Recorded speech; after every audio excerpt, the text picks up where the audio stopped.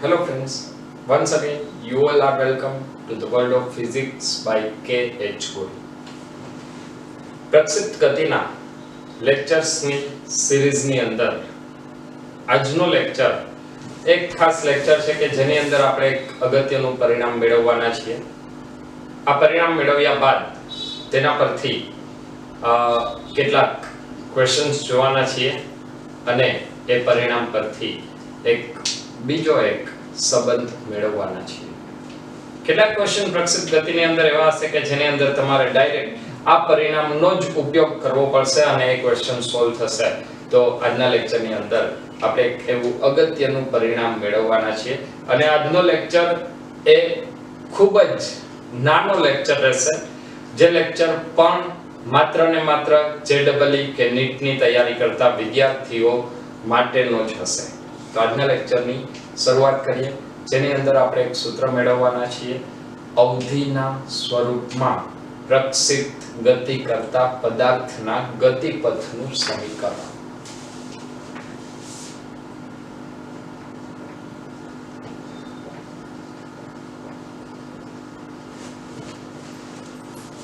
અવધિના સ્વરૂપમાં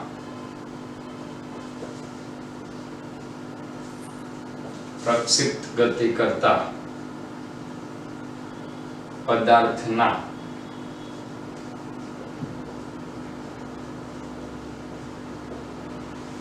ગતિપથનું સમીકરણ.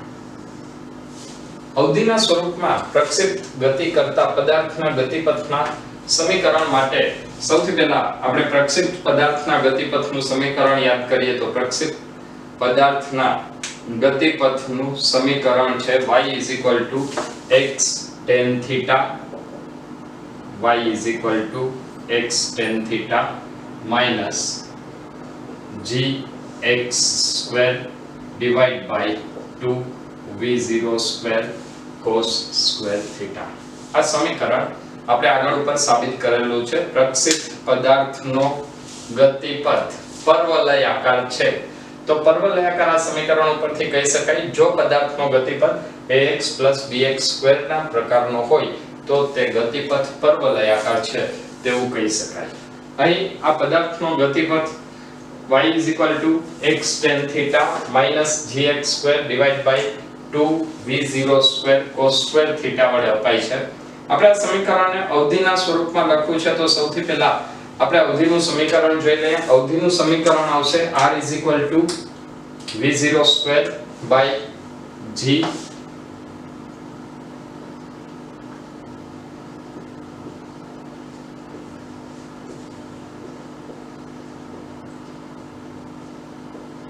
r v0 square by g sin 2 theta.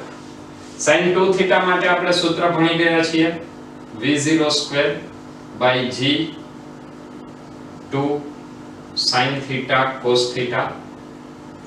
આના પરથી ફરીથી આપણે લખીએ તો અહીંયા આપણી પાસે છે 2v0 square અને cos theta. તો અહીંયા હું લખું છું 2v0 square cos theta into sin theta divided by g is equal to r. તો 2v0 square cos theta બરાબર શું મળશે? 2v0 square cos theta બરાબર rg divided by sin theta. આ જે સમીકરણમાં આપણને મૂલ્ય મળ્યું એ મૂલ્ય ઉપરના સમીકરણમાં મૂકી દે તો હવે આપણને ફરીથી આપણું જે સમીકરણ હતું એ સમીકરણ અવધિના સ્વરૂપનું મળશે. તો અહીંયા લખશું y x tan theta minus gx square divided by 2v0 square cos theta એટલે એક cos theta વધશે into rg divided by sin theta. છેદનો છેદ અંશમાં જશે એટલે sin theta ઉપર આવે, sin theta ના છેદમાં cos theta એટલે એ પદ થશે tan theta. g બે કેન્સલ થઈ જાય તો અહીંયા આવશે x tan theta minus x square tan theta divided by r. તો અહીંયા આપણને સૂત્ર મળશે અવધિનું સમીકરણ y is equal to x tan theta into 1 minus x by r. આ જે સમીકરણ છે y is equal to x tan theta into 1 minus x by r, આ સમીકરણ પ્રક્ષેપ પદાર્થના ગતિપથનું અવધિના સ્વરૂપનું સમીકરણ છે. જ્યારે તમને પ્રક્ષેપ કોણ, અવધિ અને x યામ આપેલો હોય ત્યારે તે પદાર્થનો y યામ કેટલો હોય તો તેના માટે આ સૂત્ર ઉપયોગી થશે. એ સૂત્ર તમારે યાદ રાખવાનું છે. હવે આપણે ફરીથી આ સૂત્રનો ઉપયોગ કરીને એક પરિણામ મેળવીએ. દાખલા તરીકે પ્રક્ષેપિત ગતિ માટે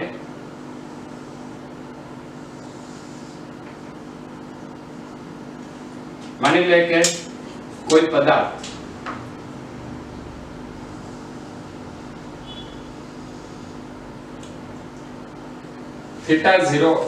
થીટા કોણે પ્રક્ષેપિત કરવામાં આવે છે.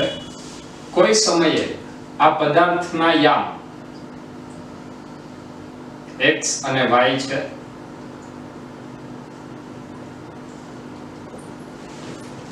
અને ખૂણો જ્યાંથી પદાર્થને પ્રક્ષેપિત કરાવવામાં આવેલો છે તે બિંદુથી કોણ આલ્ફા અને જ્યાં પદાર્થ પહોંચે છે તે બિંદુ સાથે કોણ બીટા હોય તો આના માટે આપણે એક અગત્યનું પરિણામ મેળવશું અને એ પરિણામ મેળવવા માટે આપણે સૂત્રનો ઉપયોગ કરશું y = x tan theta પરથી. તો અહીંયા આપણે ફરીથી સૂત્ર લખશું. સૂત્ર આવશે y = x tan theta into 1 minus x divided by r. આપણે જે પરિણામ મેળવવાનું છે એ પરિણામ tan theta ના સ્વરૂપમાં મેળવવાનું છે અને ત્યારબાદ tan theta પરથી આલ્ફા અને બીટા માટે એક સમીકરણ મેળવશું. તો આના ઉપરથી સૌપ્રથમ હું લખું છું y by x is equal to tan theta into 1 minus x divided by r. આ ખૂબ જ સામે વહી જશે અથવા હું અહીંયા છેદનો લસા લઈ લઉં છું. તો અહીંયા આવશે x r minus x divided by r. આ બાજુ આવી જશે અને r minus x છેદમાં આવશે. તો અહીંયા આપણને પહેલું સમીકરણ મળશે tan theta is equal to ry divided by x into r minus x. ચલો ક્લિયર છે. પદાર્થનો પ્રક્ષેપિત કોણ મતલબ આ કોણ કેટલો છે, થીટા જેટલો. હવે આપણે થીટા, આલ્ફા અને બીટા વચ્ચેનો સંબંધ મેળવવાનો છે. એ સંબંધ માટે ફરી પાછું હું લખીશ tan alpha plus tan beta માટે. tan alpha plus tan beta is equal to tan alpha એટલે y upon x plus tan beta એટલે y upon આ આખું r થશે. જો આટલું r હોય તો આ બાકીનું વધ્યું એ કેટલું થાય, r minus x. તો અહીંયા હું લખીશ y upon x plus y upon r minus x. બંનેમાંથી આપણે y ને કોમન કાઢી લઈએ. y ને કોમન કાઢશું તો અહીંયા આવશે 1 upon x plus 1 upon r minus x. છેદનો લસા લઈ લઈએ. છેદનો લસા આવશે r minus x આ બાજુ ગુણાઈ જાય plus x divided by x into r minus x. plus x minus x બને કેન્સલ થઈ જશે. તો અહીંયા સમીકરણ મળશે tan alpha plus tan beta is equal to r into y upon x into r minus x. જો અહીંયા તમે બે પરિણામ ચેક કરશો તો tan theta બરાબર ry upon x into r minus x છે અને tan alpha plus tan beta બરાબર ry upon x into r minus x છે. આ બંને સમીકરણ દર્શાવે છે કે જ્યારે પ્રક્ષેપિત કોણ થીટા જેટલો હોય ત્યારે કોઈ પણ બિંદુએ આંતરેલો કોણ આલ્ફા અને બીટા હોય તો આપણને પરિણામ મળશે tan theta is equal to tan alpha plus tan beta. આનો મતલબ કે તમને અહીંયા જો આલ્ફા અને બીટાના મૂલ્ય આપેલા હોય તો આલ્ફા અને બીટાના મૂલ્ય પરથી સીધે સીધું થીટાનું મૂલ્ય ગોતી શકાય. દાખલા તરીકે એક પ્રક્ષેપ ગતિની અંદર તમને એવું કીધેલું છે કે કોઈ એક x અંતરે અને y ઊંચાઈએ પદાર્થ કોઈ એક t સમયે છે. આ t સમયે પ્રક્ષેપ ગતિની શરૂઆત કરી તે બિંદુ સાથેનો કોણ આલ્ફા, ત્યાંથી આલ્ફા અને જ્યાં પદાર્થ આવે છે ત્યાંથી કોણ જો બીટા હોય તો પ્રક્ષેપ કોણ થીટા શોધો. તો થીટા બરાબર સૂત્ર શું આવશે? tan થીટા બરાબર tan alpha plus tan beta. હવે જ્યારે પ્રક્ષેપ ગતિનું અવધિના સ્વરૂપના સમીકરણની આપણે વાત કરીએ તો અવધિના સ્વરૂપનું સમીકરણ જે મેળવેલું છે તે સમીકરણ ઉપરથી કેટલાક ક્વેશ્ચન સીધા પૂછી શકાય. તો હવે એવા ક્વેશ્ચન્સ જોઈશું. આપણે જે સમીકરણ મેળવ્યું એ સમીકરણનો ઉપયોગ કરી અને હવે કેટલાક ક્વેશ્ચન જોઈએ. પહેલો ક્વેશ્ચન છે એક પદાર્થને સમક્ષિતિજ પ્રક્ષેપ ગતિ કરાવવા માટે એવી રીતે ફેંકવામાં આવે છે કે જેથી તેની અવધિ 18 મીટર થાય. કોઈ સમયે તેના સ્થાનના એક્સયામ અને વાયયામ 4 મીટર હોય તો પ્રક્ષેપ કોણ શોધો. ચલો આ ક્વેશ્ચન આપણે જે સૂત્ર મેળવેલું છે y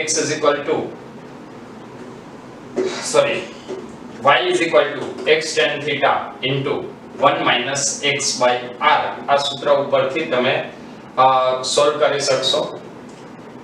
ચલો સોલ્વ કરો બધા. 1 2 3 ઓકે. ચાલો હવે આપણે એક વખત જોઈ લઈએ શું આપેલું છે.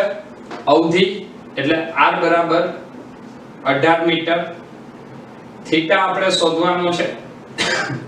બીજું તમને એક સમયે એક્સયામ અને વાયયામ આપેલા છે એટલે x બરાબર 4 મીટર હોય ત્યારે વાયયામ કેટલો છે? 4 મીટર. હવે આપણે સૂત્ર શું લખશું? તો આપણી પાસે સૂત્ર છે y સૂત્ર આપણે હમણાં સાબિત કરેલું છે y x tan theta into 1 - x by r. ચલો y નું મૂલ્ય કેટલું છે? 4. x નું મૂલ્ય 4. tan theta 1 - x એટલે 4 અને r કેટલું? r આપેલું છે તમને 18. ચલો તો હવે આના ઉપરથી tan theta શોધવાનું છે. 4 4 બે ઉડી જશે. 1 tan theta into 18 - 4 divide by 18. 18 - 4 એટલે 14. 14 ના છેદમાં 18 સામે આવે તો 18 ના છેદમાં 14. tan theta બરાબર 18 ના છેદમાં 14 એટલે 9 ના છેદમાં 7. તો અહીંયા પ્રક્ષેપ કોણ મળશે? theta tan inverse 9/7. ચલો ક્લિયર છે? ફરીથી એક ક્વેશ્ચન જોઈએ. એક પદાર્થને એવી રીતે પ્રક્ષેપ કરવામાં આવે છે કે જેથી તેની મહત્તમ ઊંચાઈ અવધિ કરતા અડધી થાય. તો આ પદાર્થનો પ્રક્ષેપ કોણ શોધો. સૌથી પહેલા આ ક્વેશ્ચનને થોડો આપણે સમજી લઈએ.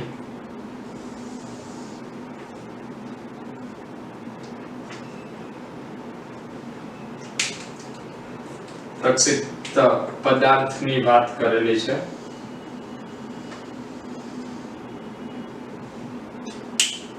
માની લે કે એને થીટા જેટલા કોણે પ્રક્ષેપ કરેલો છે. આ એક એવી સ્થિતિની વાત છે કે જ્યારે મહત્તમ ઊંચાઈનું જે અંતર છે માની લઈએ કે એ અંતર a જેટલું તો અવધિનું અંતર 2a જેટલું થાય. અવધિ કેટલી થશે?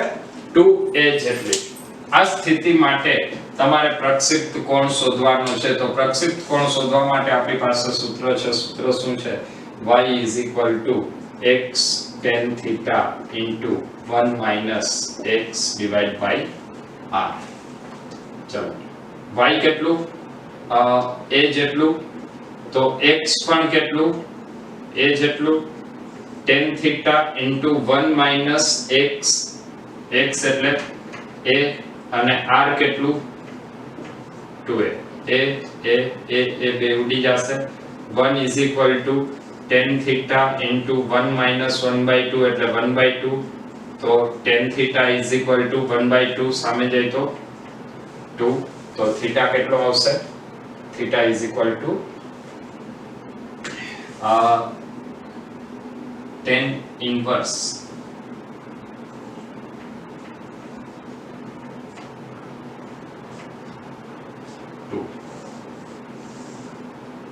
theta is equal to tan inverse 2. પદાર્થનો પ્રક્ષિપ્ત કોણ કેટલો આવશે? તો પદાર્થનો પ્રક્ષિપ્ત કોણ થાય tan inverse 2 છે. હવે પ્રક્ષિપ્ત ગતિ માટેના આપણે કુલ 4 લેક્ચર ભણેલા છીએ. ત્યારબાદ હવે પછીનો પ્રક્ષિપ્ત ગતિ માટેનો છેલ્લો લેક્ચર કે જેની અંદર જ્યારે કોઈ પદાર્થને ત્રાંસા સમતલ પર પ્રક્ષિપ્ત કરવામાં આવે તો એના પરિણામ શું મળે? પદાર્થને ત્રાંસા સમતલ પર પ્રક્ષિપ્ત કરવામાં આવે તો તેના પરિણામ શું મળે? એ પરિણામની આપણે ચર્ચા કરવાના છીએ અને એના માટેના દાખલાઓ ગણવાના છીએ. તો જે ખાસ કરીને નીટ અથવા JEE એડવાન્સ માટેનો ટોપિક થશે. તો ફરીથી નેક્સ્ટ લેક્ચરની અંદર એક પ્રક્ષિપ્ત ગતિ માટેનો એક ખૂબ જ અગત્યનો ટોપિક લઈને મળીએ છીએ. તો ત્યાં સુધી બધા મહેનત કરતા રહો. Wish you all the best.